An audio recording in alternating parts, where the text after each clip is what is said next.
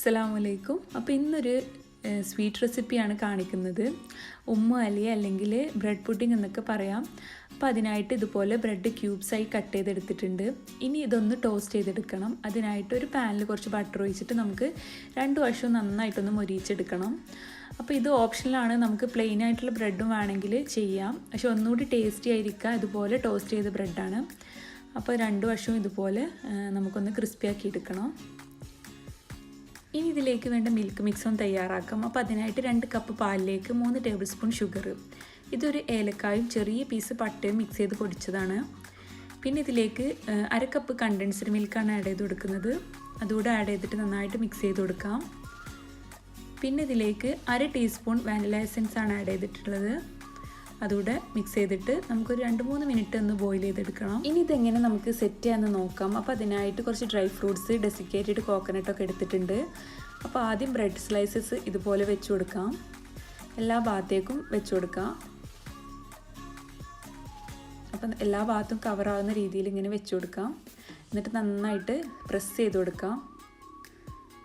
ഇനി ഇതിൻ്റെ മുകളിലായിട്ട് നമുക്ക് ഓരോ ഡ്രൈ ഫ്രൂട്ട്സ് ഇട്ട് കൊടുക്കാം. അപ്പോൾ ആദ്യം ഞാൻ നമ്മുടെ ഡെസിക്കേറ്റഡ് കോക്കനട്ട് ഒന്ന് സ്പ്രെഡ് ചെയ്ത് കൊടുത്തിട്ടുണ്ട്. അപ്പോൾ ഇത് നല്ലൊരു ടേസ്റ്റാണ് നമ്മുടെ ഈ ഒരു ഡെസേർട്ടിന്. ഇനി കാഷ്യൂസ്, ആൽമണ്ട്, റൈസിൻസ് അങ്ങനെ ഓരോന്ന് ഇട്ട് കൊടുത്തിട്ടുണ്ട്. പിന്നെ കുറച്ച് പിസ്താഷ്യൂസ് ഇട്ട് കൊടുത്തിട്ടുണ്ട് മുകളിലായിട്ട്. എല്ലാ ഭാഗത്തേക്കും ആക്കി കൊടുക്കാം. ഇത് എത്രത്തോളം ഉണ്ടാവും അത്രത്തോളം ടേസ്റ്റ് ആയിരിക്കും നമ്മുടെ ഈ ഡെസേർട്ടിന്.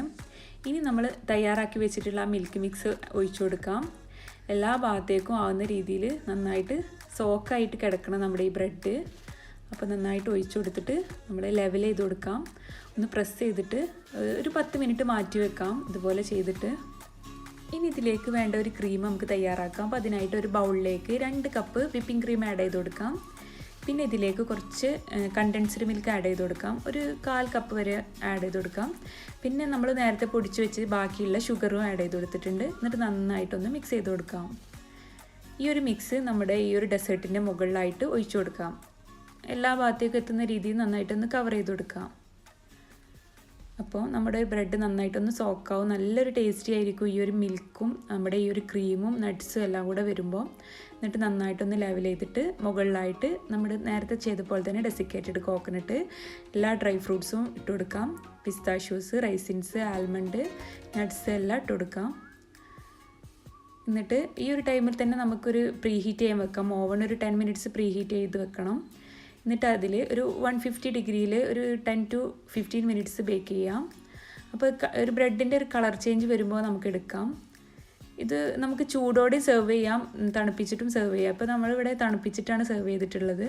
അപ്പോൾ നന്നായിട്ട് കുട്ടികൾക്കൊക്കെ നല്ല ഇഷ്ടപ്പെടും ഈ ഒരു ഡെസേർട്ട്. അപ്പോൾ എല്ലാവരും ഇതൊന്ന് ട്രൈ ചെയ്ത് നോക്കണം. ബ്രെഡ് ഉണ്ടെങ്കിൽ നമുക്ക് തയ്യാറാക്കാവുന്നതേ ഉള്ളൂ. പെട്ടെന്ന് തന്നെ തയ്യാറാക്കാൻ പറ്റും നമുക്ക് ഗസ്റ്റൊക്കെ വരുമ്പോൾ.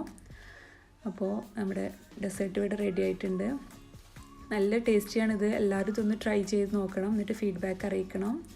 അപ്പോൾ ഈ വീഡിയോ നിങ്ങൾക്ക് ഇഷ്ടപ്പെട്ടാൽ ലൈക്ക് ചെയ്യാനും ഷെയർ ചെയ്യാനും കമൻറ്റ് ചെയ്യാനൊന്നും മറക്കരുത്. പുതിയൊരു വീഡിയോയുമായി വരുന്നത് വരെ ബായ്.